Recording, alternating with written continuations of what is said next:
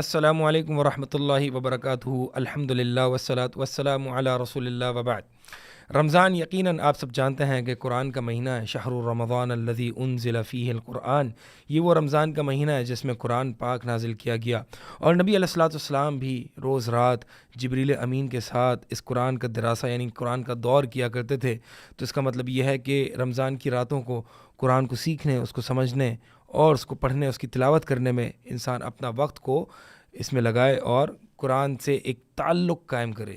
یہ رمضان کا مہینہ قرآن سے پرماننٹلی ہمیشہ کا تعلق قائم کرنے کا ہے، نہ کہ صرف اس مہینے کا تعلق یعنی ٹیمپرری تعلق قائم کرنے کا نہیں، بلکہ پرماننٹلی اس قرآن سے تعلق قائم کرے۔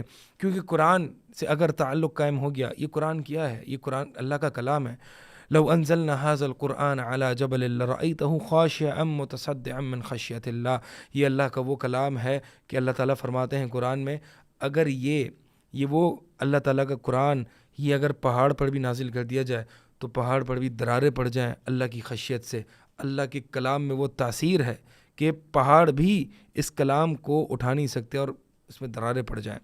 تو کیا یہ اللہ تعالیٰ کا یہ بابرکت کلام اگر انسان اس سے تعلق جوڑ لے، اس کو اوڑھنا بچھونا بنا لے، اس کی زندگی میں جو برکات آئیں گی وہ اس حدیث سے ہمیں پتہ چلتی ہیں، جو نبی علیہ الصلوۃ والسلام نے ایک غم کی دعا سکھائی کہ انسان جو کوئی بھی غم زدہ ہوتا ہے، دعا لمبی ہے، آپ چیک کر سکتے ہیں انشاءاللہ، تو دعا لمبی ہے، اس دعا کا جو آخری حصہ ہے اس پر میں فوکس کرنا چاہوں گا، اور وہ یہ ہے کہ اس میں اصل میں بات یہ ہے کہ نبی علیہ الصلوۃ والسلام نے غم، جو بھی کوئی غم زدہ ہوتا ہے، اللہ کے نبی علیہ الصلوۃ والسلام نے اس کو وہ دعا سکھلائی ہے کہ کوئی بھی شخص اس دعا کو مانگتا ہے، اس دعا کو اللہ تعالیٰ کے سامنے رکھتا ہے، اللہ تعالیٰ سے یہ دعا مانگتا ہے، تو اللہ تعالیٰ اس کے تمام غموں کو اور پریشانیوں کو لے جاتا ہے۔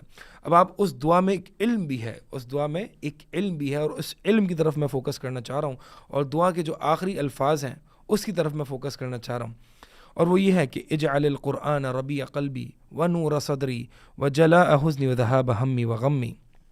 اے اللہ تعالیٰ، اس قرآن کو میرے سینے کی، اس قرآن کو اجعل القرآن ربیع قلبی، اے اللہ اس قرآن کو میرے دل کی بہار بنا دے، دل کی بہار بنا دے، اور ونور صدری، اور اے اللہ اس قرآن کو میرے سینے کا نور بنا دے، وجلاء حزنی، اور اے اللہ میرے غموں کے جانے کا ذریعہ بنا دے، میرے غموں کو ختم ہونے کا اس کا ذریعہ بنا دے، وذہاب ہمی وغمی، اور میری جتنی پریشانیاں اور مصیبتیں ہیں اے اللہ قرآن کے ذریعے اس کو بھی لے جا۔ تو اس کا مطلب یہ ہے کہ یہ واحد قرآن ہی ہے کہ انسان کی زندگی میں جتنی پریشانیاں آ رہی ہیں، جتنی ٹینشنز ہیں، جتنی مشکلات ہیں، جتنے غم اور ہم ہیں، اگر قرآن سے تعلق بن گیا، قرآن کو سمجھ کے پڑھ کے اس پر عمل کرنا شروع ہو گیا انسان، تو انسان کی تمام انگزائٹیز، سوروز، پرابلمز، ٹینشنز ساری کی ساری دور ہو جائیں گی۔ یہ قرآن کی برکات ہیں۔ الا بذکر اللہ تطمئن القلوب، اللہ تعالیٰ قرآن میں فرماتے ہیں کہ اللہ کے ذکر سے ہی، اور ذکر میں سب سے اول درجہ قرآن کو حاصل ہے، اللہ کے ذکر سے ہی دلوں کو اطمینان حاصل ملتا ہے۔ یقین مانیے دنیا کا کوئی بھی نسخہ آپ ٹیسٹ کر لیجئے، کوئی بھی تجربہ کر لیجئے، ایکسپیرینس کر لیجئے، سکون نہیں ملے گا، ملے گا تو اس قرآن میں ملے گا، اللہ کے ذکر میں ملے گا۔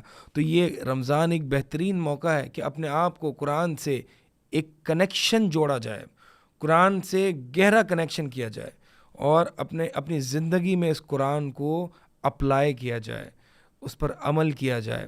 دیکھیں یہ وہ قرآن ہے، عموماً رمضان میں ہمارا جو قرآن سے تعلق ہوتا ہے وہ کیا ہوتا ہے؟ قرآن کھولا، بس جلدی جلدی تلاوت کی، ختم، قرآن ختم کرنے کی طرف زیادہ فوکس ہوا، بس ختم۔ اللہ تعالیٰ نے قرآن ختم کرنے کے لیے نازل نہیں کیا ہے، بلکہ قرآن جو ہے وہ تدبر کے لیے نازل کیا ہے، لیدبروا آیاتی، اللہ تعالیٰ نے قرآن نازل کیا تاکہ اس کی آیات پر تدبر کیا جائے، تفکر کیا جائے۔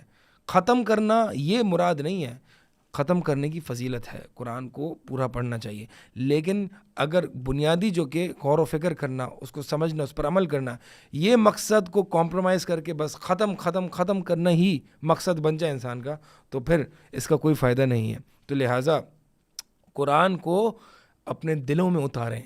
یہ دلوں میں کب اترے گا؟ یہ قرآن کی نصیحت دلوں کے اندر ایبزارب کب ہوگی؟ اللہ تعالیٰ سورہ قاف میں فرماتا ہے ان فی ذلک لذکری لمن کان لہ قلب او القی السمع وہو شہید، بے شک قرآن میں، یعنی یہ جو ابھی نصیحتیں کی گئیں، اس میں نصیحت ہے، واقعی نصیحت ہے. کن لوگوں کے لیے؟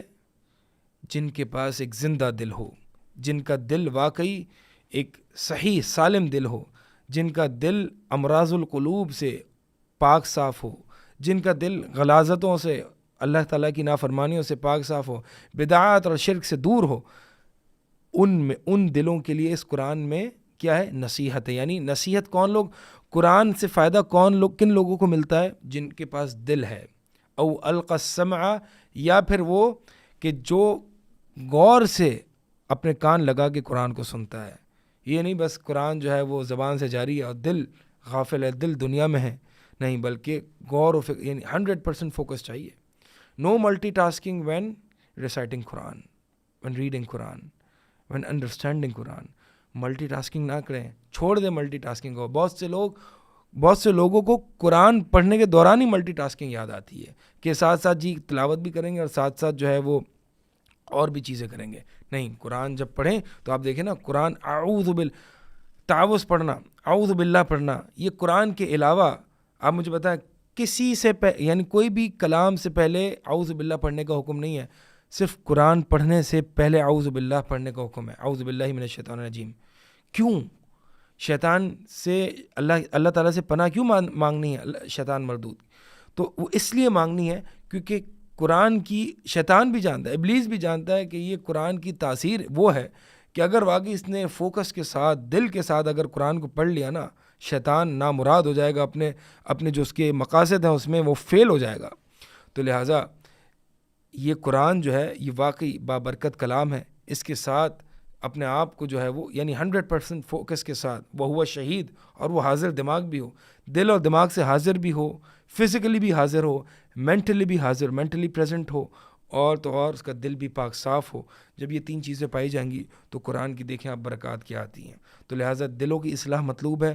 دلوں کو پاک صاف کیجیے اور پھر قرآن سے اس تعلق کو قائم کیجیے. اور یہ تعلق اللہ کی قسم اگر برقرار ہو گیا، اسٹیبلش ہو گیا، تو یہ دنیا میں ہی یہ جنت ہے. یہ قرآن واقعی یہ دنیا کی جنت ہے.